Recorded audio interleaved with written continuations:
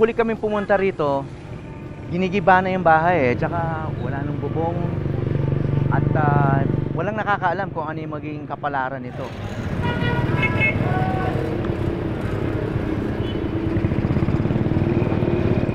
Yeah, mabuhay. Maligayang pagbabalik po sa historical Salamat, Vermont. salamat. Nung una kami pumunta rito, may gate dito eh. Tapos may mga karatula na bawal pumasok, private property. Kumakatok kami, walang sumasagot.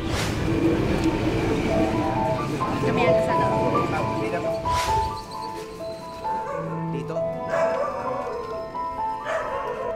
Sa bungad pa lang, bumulaga na sa amin ang nagkalat na piraso ng bahay.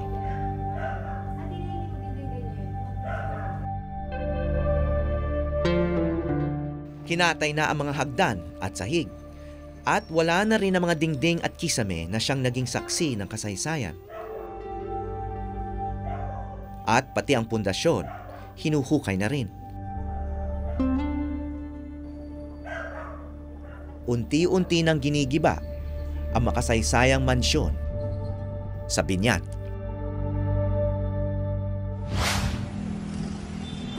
So dito rin kami nakapasok noon, pero maraming kalat. At yun nga, parang walang pag-asang ma-rehab o maayos yung building, no? Pero ngayon daw, isang performance space. Pati rehearsals daw dito nagaganap. Kung dati mahigpit na ipinagbabawal ang pumasok dito, ngayon bukas na ito sa publiko at maaring gamitin ng libre dahil sa suporta ng lokal na pamahalaan.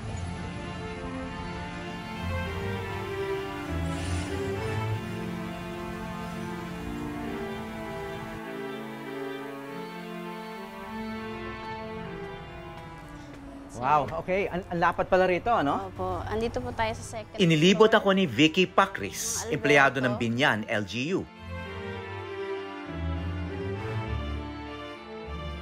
Nadaraanan lang daw niya noon ang gibag-gibang bahay.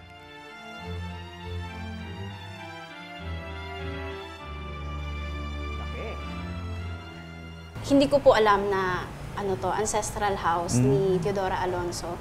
Doon nga po sa naging documentary nyo, na start ko pong malaman na na importante pala siya sa Biñan at sa history po ng Pilipinas. So ito, pinakasala. O ginawa niyang parang gallery. Opo, ang mga nandito pong artworks ay gawa din po ng mga local artists po ng Biñan. So, nilagay po natin. Ganda ng plaza, no? Sa akin, bilang isang Biñanense, parang mas nagkaroon ako ng pride para ipakilala na taga-Biñan ako at parang sa bawat Biñanense, kasama po to ng kaluluwa po namin na maibabahagi po namin sa iba. Makikita rito ang ilang lumang kagamitan, ngunit mga donasyon ito at hindi raw bahagi ng sinaunang bahay. Bigay din to. Opo. Luma din to. Kahoy, oh. Yes po. So, dati gasera ito. Ganda.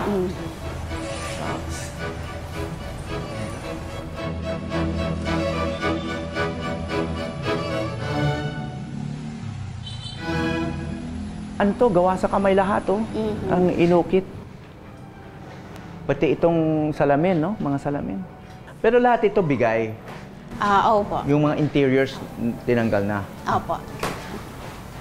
From here, sir, makikita po natin ang buong plaza ng Biñan. Grabe yung view nila dati, ano?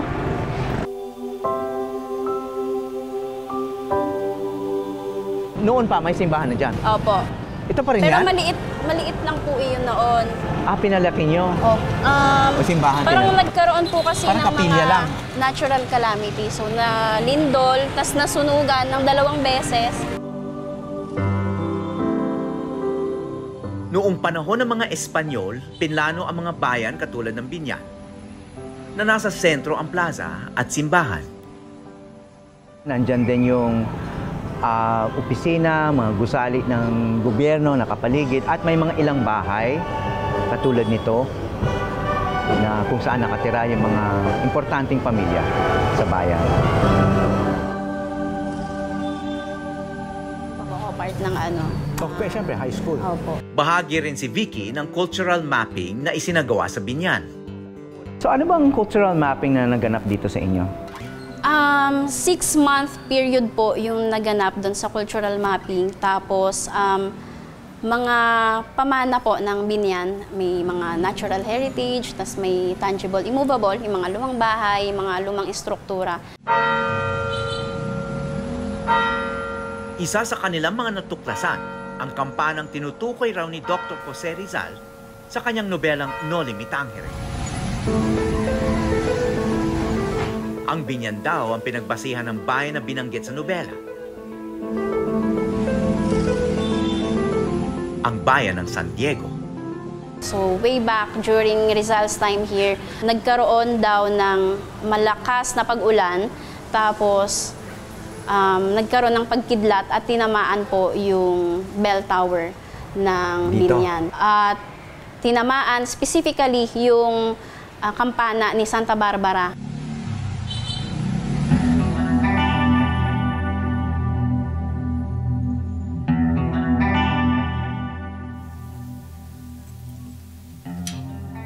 Pinahintulutan kami ng simbahang akyatin ang bell tower.